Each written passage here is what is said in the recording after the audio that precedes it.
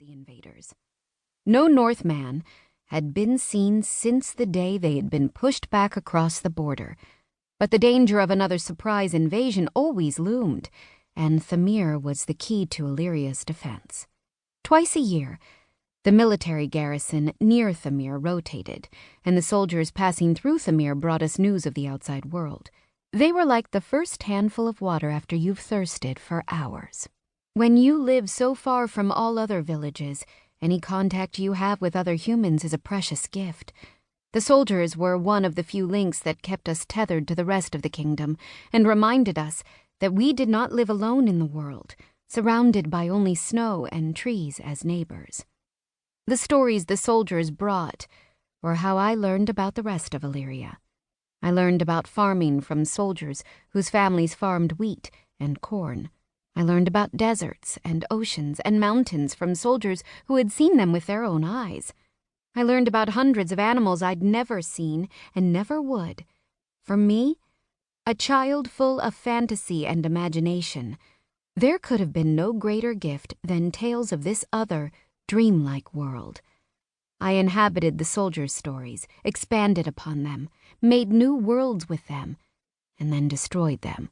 Sometimes I was a lady-in-waiting to the queen, sometimes a knight's page looking across the battlefield at the enemy. I hunted with golden eagles in the southern mountains and fished for shimmering blue fish longer than I was tall in the great ocean at the kingdom's farthest eastern edge.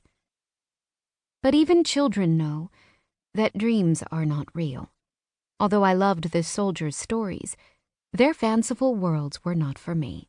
After all, my future was inevitably rooted in Thamir's soil. I would become a trapper like the women in my family before me. I would live with my parents until the day I married and moved into a house of my own. This was how it had always been for the women of my village, and how it would surely be for me as well. It was so simple it required no thought, no emotion. Why dream about a future that cannot be? My brothers, Kem and Kyan, and I were born children of the Ice Crown, and we would die children of the Ice Crown. Or at least, I thought so. When I was 11, a stranger arrived in Thamir.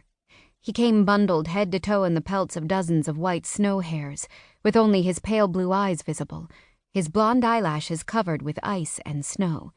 He was traveling on the longest day of winter, when the temperature was low enough to freeze tears torn loose by the wind against your cheek, and the sun shone for only a few hours before it was swallowed up by the darkness.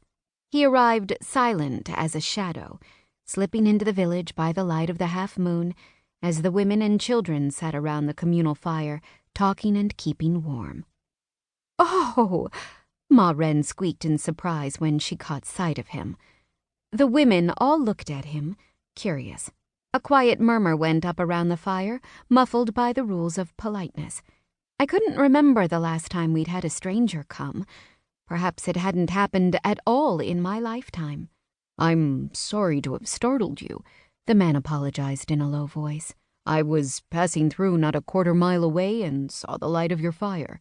I've been traveling all day and my feet are half frozen from the cold. Will you permit me to rest a minute by your fire?"